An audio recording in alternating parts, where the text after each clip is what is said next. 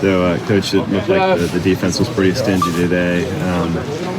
Running game didn't really get off the ground.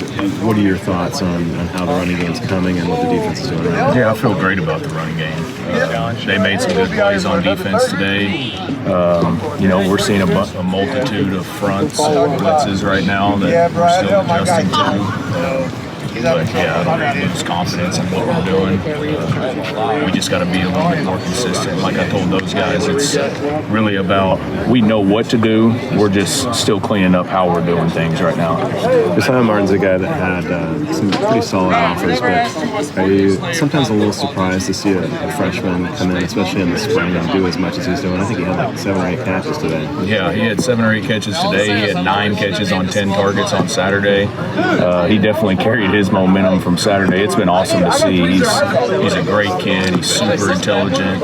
He's really learned the offense very quickly, and he just gets better every day. So the consistency that he's showing us in his route running and his explosiveness and his consistency, the quarterbacks are starting to like that too. So, we tell the receivers all the time, if you want the rock, you better be consistent because the quarterbacks are going to go where they know the guys are consistent. How do you evaluate Saturday overall for you guys? I thought it was good. It was one of our longer days that we've had this spring. I thought, for the most part, guys were competing at a high level. Obviously, we had some situational things that we needed to clean up. I thought we ran the ball well. I thought we were pretty solid on third down. We had introduced the 2-minute drill to them on Friday and then did another one on Saturday. I didn't think we were as good in that drill on Saturday as we were on Friday. So, again, it's the challenge for those guys and the challenge for us offensively is just the consistency of the day in, day out. And then, obviously, as you're sitting here at the last week of spring ball, not getting tired of working on little things and getting better. There's a few explosive plays in that scrimmage on Saturday. What have you thought about just kind of your development in that area? Yeah, I think, obviously we have to be explosive. And when people think of explosiveness, you're thinking it's got to be a 75-yard shot down the field or whatever. But for us, we can have explosives on screens. We can have explosives in the run game, and as well as pushing the ball vertically down the field. So we want to be multiple in the way that we're being explosive, but it definitely helps us get going. And that's kind of the challenge. I think you see when we get out on the field in these team periods and even in scrimmages, we talk a lot about getting the first down because then we can dictate the pace of play.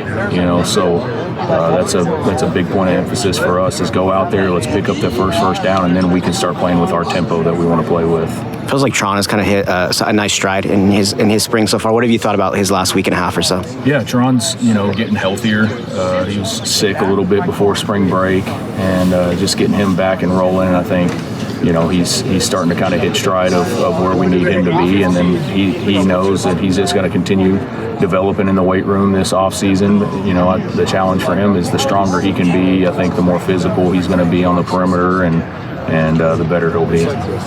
Coach was challenging the guys after practice. What was his message to the guys?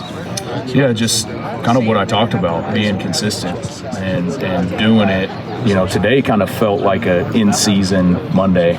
You kind of everybody got up on Saturday for the scrimmage and we're tackling, and then you come back on Monday and it's right back to work. And he kind of just laid that out for them that, that's what we're looking for as coaches is who can go play at a high level on Saturday but then show up on Monday and go right back to work. I know it depends a lot on the situation and the defense, but fair to say they're going to run the ball more than you did last year? I think that'll all be dictated off our game plans week to week. Obviously, we'll always start our game plans with getting our run game installed. But what we do in the run game, a lot of that is going to be dictated off of numbers anyway. So, when we have numbers conducive to run the ball, we're going to run the ball, and when we don't, we're going to take advantage of the things on the perimeter. So that'll sometimes be dictated by the way that people are playing us. Does a quarterback get 2 plays called into him? He gets a run. If we're calling a run, he's getting a pass too. Yes. Coach, your center and left guard spots have evolved a little bit over spring. What's your progress report on how that's going and kind of who's fitting where? Yeah, I really like what Matthew Wyckoff's been doing at center. He played center at Texas A&M before he came here. obviously last year with Sindo coming back and Brian being a guy that had been here for a while. We played Matthew at left guard. The first week and a half or so, I started looking at Sweeney. I need to develop Sweeney and Wyckoff in there, but Wyckoff is obviously a really big body, does a really good job of kind of handling everything. He's super intelligent, so I've been really happy with the way that he's developed in there at center just really in about a week. Would you say the starting five up front is pretty well set? For now, based off of what we have, we'll have some guys coming in this summer, and then, we'll kind of see what happens movement-wise in the portal. We're always going to be active and trying to improve our roster at any position, and so we'll kind of see what that looks like over the next couple months. Back to the RPO, how happy are you with the decision-making and choosing the right play to run the pass so far between Fernando and Chandler? Yeah, I think those guys are doing a really good job. They're seeing the field well. And again, that comes with experience, But the challenge that we've presented those guys with throughout this spring is them truly understanding what we're doing in the run game and where we're running the ball, who the box fitter is. Are we running away from their extra defender? Are we running to their extra defender? All of those things matter when you're talking about RPO football. So I would say that I've been very pleased with the way that they're seeing the field, as far as first, second, and third level reads. The ball's on the ground a couple times with those exchanges. Is that a big concern for you right now?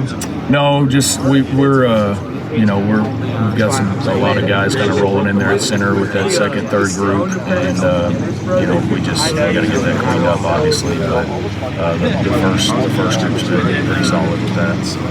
This is probably a dumb question, but what's that thing on the quarterback's head? Is that a camera or is that the microphone? It's a GoPro. It's a GoPro camera. So whenever we watch film after practice, we can hear what they're calling to the O-line, so we can make sure that they're calling the right protections and the right plays, and then also we can track their eyes as they go through their progressions. Okay, so it's for the quarterbacks. It's for the quarterbacks, yeah.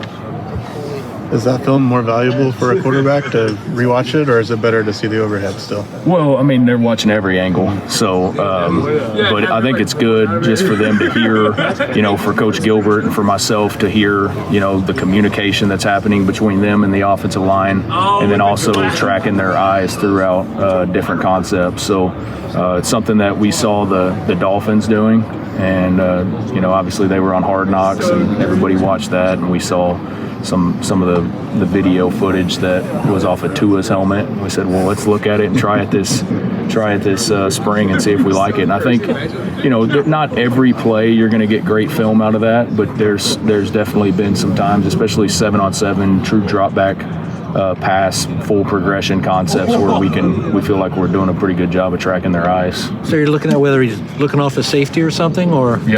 Yep, just seeing where he's got to start in his progression, whether that's the boundary safety or the free safety, and then kind of as he's working his way back through it, how fast he's scanning the field.